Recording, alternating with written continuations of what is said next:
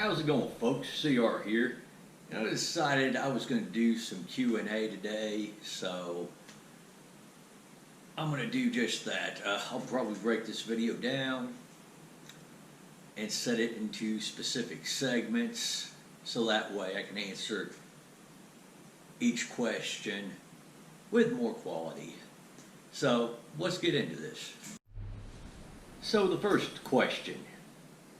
In the United States, can a citizen who has a license to carry join in on an ongoing firefight between police and criminals? Alright, so in the U.S., we really don't have many situations to where there's going to be an ongoing firefight.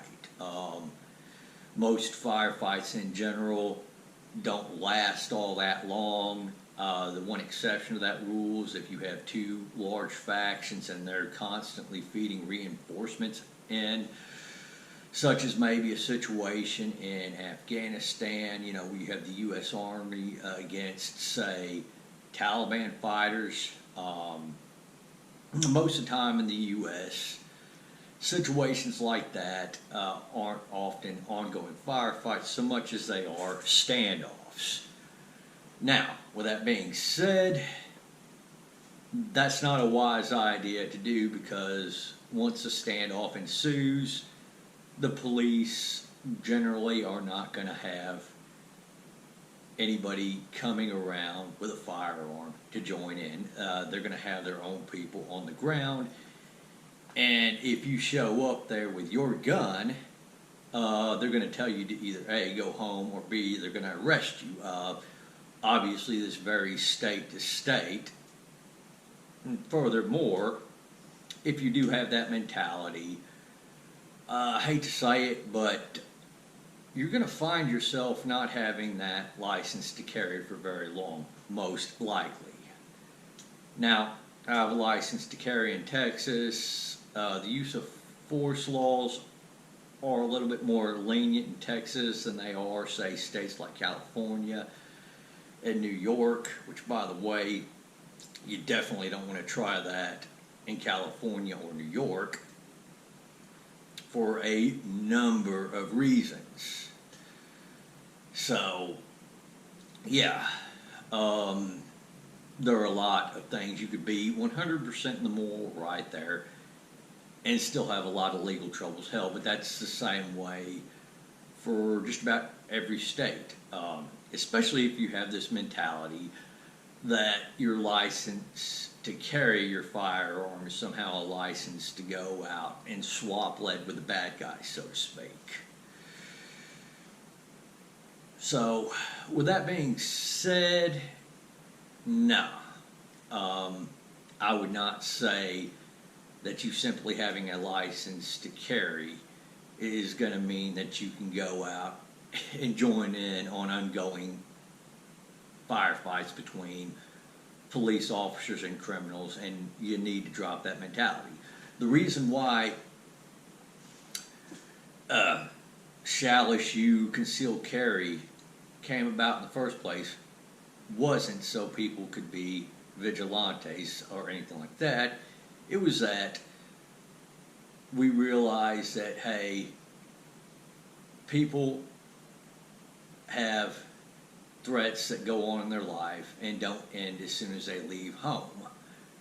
And in fact, a lot of crimes happen to people while they're outside their own home, and being able to carry a firearm on you means that you can use that to protect yourself if that situation arises. It's not a license for you to get in gunfights with criminals, and it's generally inadvisable for you to do so. So I hope that's answered your question, and I understand that, yeah, we all see bad things that happen, and yeah, sometimes we wish we could do things about it, but just a lot of the times you can't. So I hope this has answered that question in its fullest. So the next question is also very vague. The question is, how can I convince my boyfriend not to buy a gun? I don't think he's ready for it. Oh, you see, with this one, you need to provide more details, because with the information you've just given, the only thing I can honestly say on this one is, well, I don't think you should buy a gun yet. You're not ready for it. Then the follow-up question they would probably pose on that one is why, and well, quite frankly, I don't have any details. So there's nothing really I can honestly say at this point. Furthermore, with this being said, I don't think he's ready for it. Could mean a number of things. It could mean he's not financially ready for it. It could be like he's not ready to do the very basic things he needs to handle the firearm safely. He may not know how to use it. He may be a violent psychopath. And if he's a violent psychopath at that point, what are you doing with him? It doesn't matter if he has a gun at that point. Furthermore, it could just mean you just don't feel he's ready for it, and this could be just something imagined too. It could very well be the case that with more details I might end up taking his side on this one.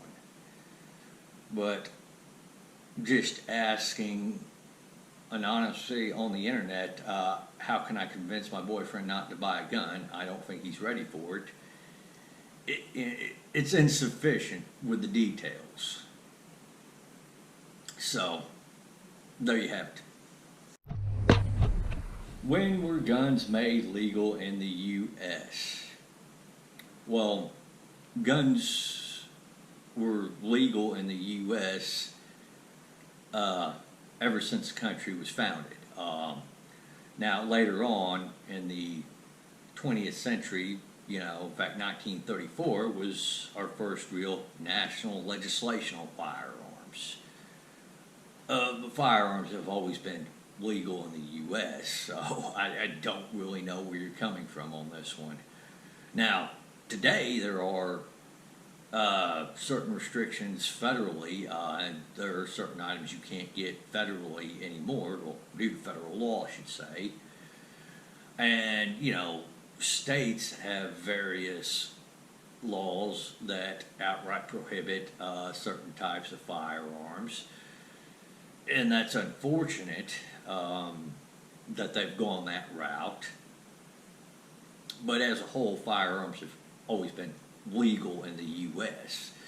It's not till recently people were talking about, well, I shouldn't say recently, the conversation's been going on for a while, but it wasn't until 1934 we got our real first laws on controlling firearm ownership.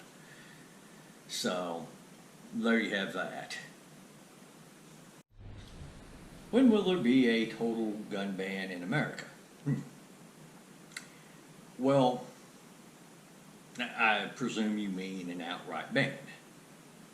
And the thing is that people on my side of the aisle, this is one of the things we've been saying for quite some time, that people on your side of the aisle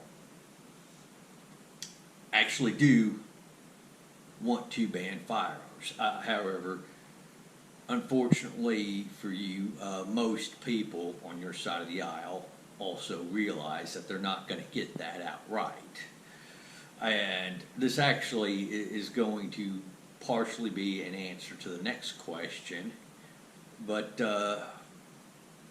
their idea of what they're wanting to do, well, their strategy is to put restriction after restriction after restriction on firearms until it is virtually impossible for people to lawfully own firearms. Or, it's so much of a headache that most people just won't go through the headache of owning a firearm, or at least not lawfully. Now, criminals, on the other hand, they don't really care what the law says, so there's a way for them to get their firearm illegally. They're going to do it, and they have their methods, which is why you see criminals in places like D.C. and Chicago that, despite what the law says, despite that it's virtually, well, not virtually, but it is almost impossible for the average citizen to lawfully own a firearm in places like that. You still have criminals that manage to get their hands on firearms. Furthermore, people on your side of the aisle will often say, well, we just want moderate gun control laws. We want some common sense gun legislation.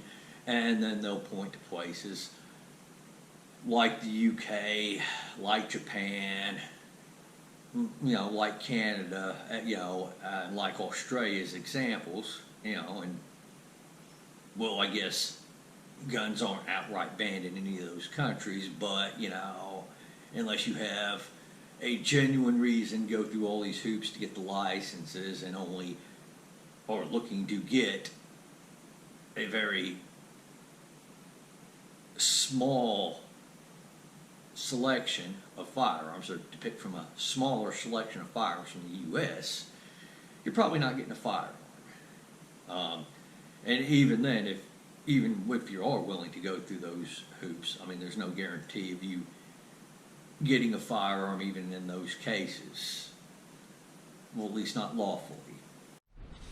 What is wrong with a moderate level of gun registry regulation, like waiting periods, strict and comprehensive background checks, including gun shows, requiring safety training?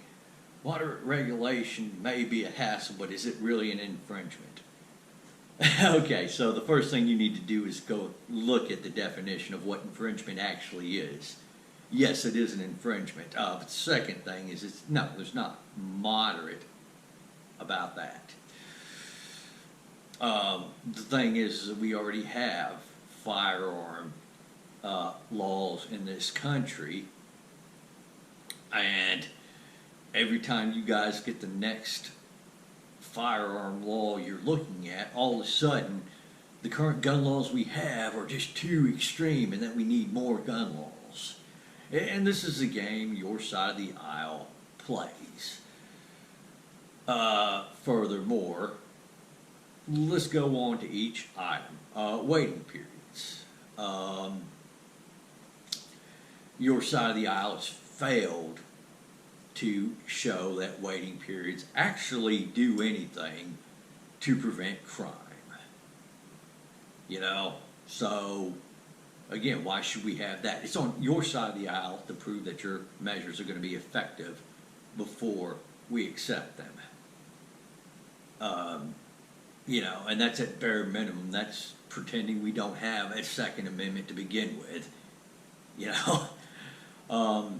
Strict and comprehensive background checks. We have background checks. Even at gun shows. Guess what? If you're an FFL at a gun show, you still have to perform that background check. If you're in the business of selling firearms, you have to conduct a background check no matter where you're at. So I don't know why you're even harping on including gun shows. Either you don't know what the laws already are, or you're intentionally being dishonest with this one. Requiring safety training. Well, firearm safety isn't really that hard. And in fact, if you pick up the manual to the firearm, it'll have the basic rules. The problem I have with requiring safety training is that you guys aren't out there wanting safety training because you want people to handle their firearms in a safe manner. You're doing this as kind of an underhanded way to prevent people from owning firearms to begin with. You're making it that much harder for people to own firearms. And no, this is not moderate regulation, what you're talking about. We already have rules out there and restrictions out there in this country that go beyond the scope of what would be moderate regulation. Canada just had a mass shooting. Why is nobody talking about gun control? Well, in Canada, after the mass shooting, they were actually. Now, you're not hearing much about this on the national news and the U.S. media for a few reasons, I suspect. One of them is the COVID outbreak right now. The second thing is that I think they kind of learned a little bit of a lesson after New Zealand. And that is, guys like me would say, as a response to their proposals on this, is like, oh man, if only New Zealand had New Zealand style gun control, then that would have never happened.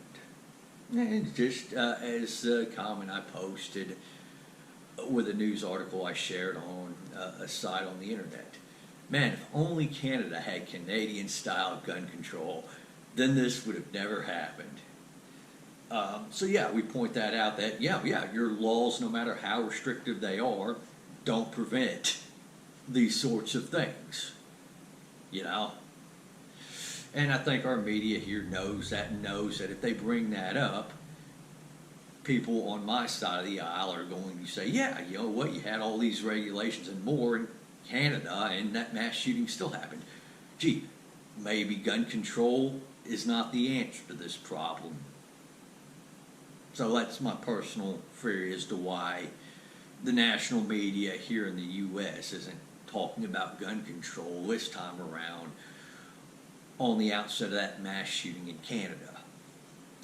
You know, that and in January we did have what would have been a mass shooting get prevented from becoming a mass shooting by a citizen with a concealed carry license.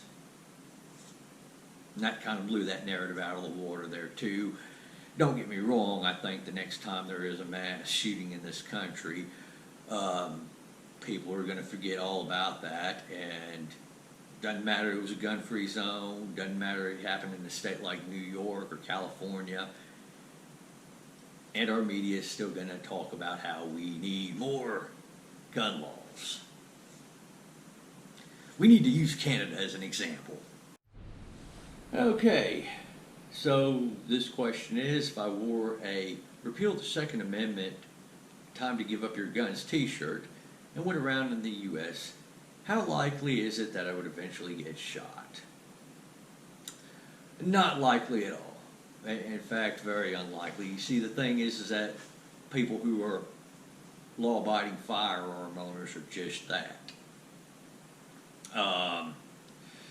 See, unlike your side of the aisle, we do actually have respect for what the Constitution actually says. Though we understand that we have our Second Amendment, we value that as much as we value our First Amendment. Unfortunately, it seems like there are parts of the Constitution that you don't value, but you'll take that First Amendment and you'll enjoy that protection that the First Amendment has for you, even though you want to piss on constitutionally protected rights that you don't like personally. Which is why, our founders put the Second Amendment in there to begin with, is because they knew there would be no shortage of people like you in the future who would piss on a right that, quite frankly, is one of those rights that tyrants come after first. Now, this question comes from an incident that happened a few years ago. Well, the question goes, in Oklahoma, 3 teens broke into a house. The person inside the house got an AR-15 and shot the 3 intruders. The grandfather of one of the intruders argued it wasn't a fair fight. What do you think? Well, I would have to ask, and I do remember the incident, by the way, very well. You know, I would ask the grandfather, was it a fair fight that your grandson had two other people there with him inside each and every homeowner's house that they invaded? Was it fair that one of them was armed with a screwdriver and the other one was armed with a knife? Meanwhile, the homeowner didn't have the option of choosing the time or place of the engagement, and that they were stuck with whatever they had at their hands? Was that fair? I mean, what about the other homeowners that your grandson terrorized with his two stupid little friends and their getaway driver that had nothing, not even a knife or the same number of people? Was that fair? I don't think it was. But you know what? The homeowner's son having an AR-15 was a good thing. It put the balance of power to where it should be, in the hands of the law-abiding citizen who was protecting their father, themselves, and the property that their father had rightfully earned. You know, if you were concerned about the well-being of your grandson, you should have gotten on him before he was breaking into those houses with other people and was doing that stuff. I feel no sympathy for your grandson. I feel no sympathy for you either. And that's what I think on the issue. So the last question I'm going to be answering is, why is tactical looked down upon in the gun community? Well, the gun community in and of itself is not really a monolithic block. There's a variance of opinions within the gun community. Me personally, I tend to be more libertarian on firearm ownership, as long as you're not doing anything that's going to endanger yourself or other people, and as long as you're actually thinking about what you're doing so you're not putting other people at risk for that. I'm pretty libertarian. I mean, you can own whatever you want. You know, in my eyes, you can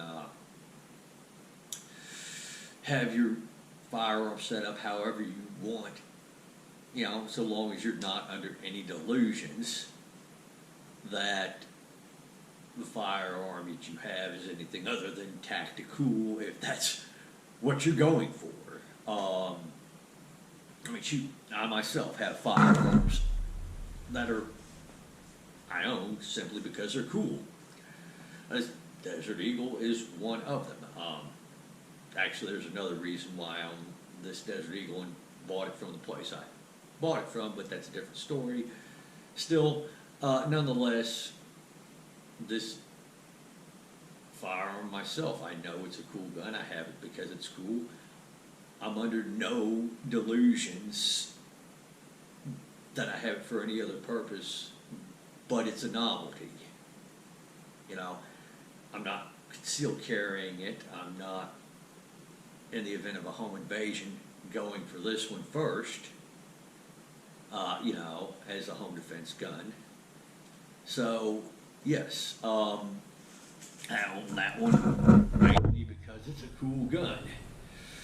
However, what you'll see a lot of people in the gun community having a problem with is, here's one such example. It's a common thing that some people will do, you know, to be tactical. So take a rifle such as this one right here, Mosin Nagant. They'll cut the barrel down as short as they can get it cut down. They'll saw the stock off. They'll put a bayonet on it. They'll put a tack light on it, and just not be able to explain any of the function of it other than it's really cool. And they'll say, well, this is their home defense setup. And the problem people have with it is that they didn't really think about function when it came to home defense, and they really didn't think about their neighbors at all either in this particular setup with that Mosin Nagant. First off, this thing is a bolt action rifle, so obviously you're not firing follow-up shots very quick if you need to. That's one of the ways you're putting yourself and your family at danger, but the other way you're putting other people at danger is this chambered for a full-size rifle round. this round is going to go through a lot before it stops, which means you might be endangering your neighbors if you're using a rifle like this for home defense, even if you sawed the barrel down and sawed the stock off, which is actually dumber in both cases, because you actually have less control over the rifle once you saw the stock off. But that would be one such example. Now, there is an area where people call tactical and it's really not, and that mainly gets into some of the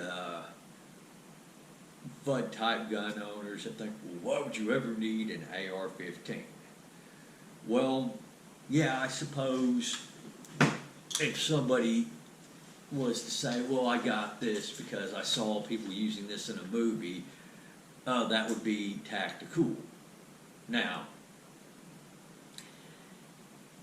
if somebody is explaining their setup on this one, such as, well, I have the EOTech on here because I personally prefer that when it comes to aiming.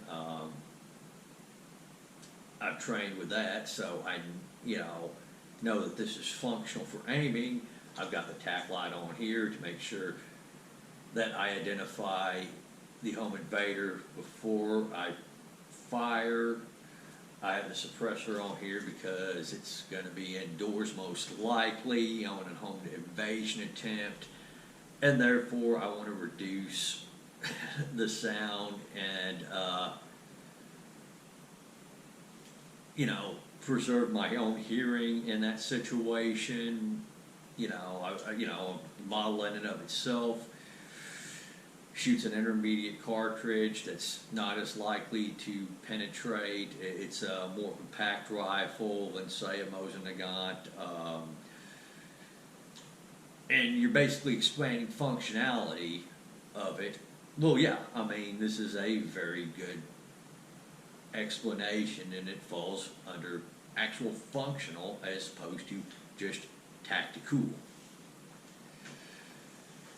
And again, as I say, I would agree with you if somebody said, well, I saw the rifle being used in a movie or something like that. Yeah, then that falls under tactical. But if they can explain the function coherently and they can show they thought about what they're saying before they went through with it, then that falls under function, So, I guess that's the best explanation I can have for it as to why tactical is looked down on in general by the gun community. All right, thank you all for watching. Y'all take it easy out there and have a great day.